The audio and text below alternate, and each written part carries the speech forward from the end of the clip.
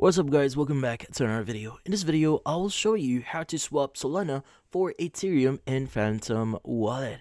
So you might be wondering, how do you exactly do so? Well, this one is fairly easy. So the first thing that you want to do here is you want to go ahead and open up Phantom Wallet, and at the very top you have four options. You have receive, send, swap, and buy.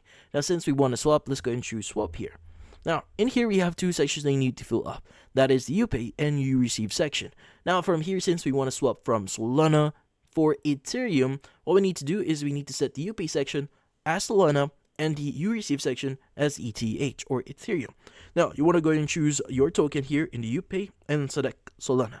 Now, from here, you want to go to your receive section and you want to go ahead and choose ETH here. Now, by the way, if you want to transfer to a different chain, like for example, you want to use the Ethereum chain here at the very top, as you can see, you have the option to change that.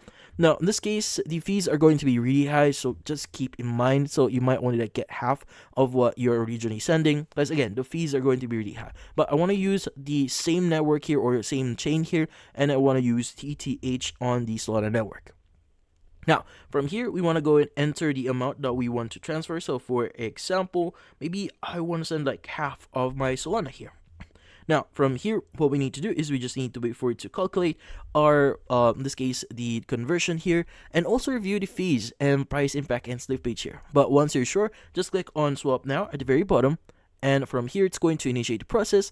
The process might take a few seconds or a minute here. So go ahead and just wait for it. But typically speaking, it just takes a few seconds. Let's go and click on close here and go back into our home page, reload our page here. And as you can see, our price or our value or our Ethereum is now there. But in this case, that's about it.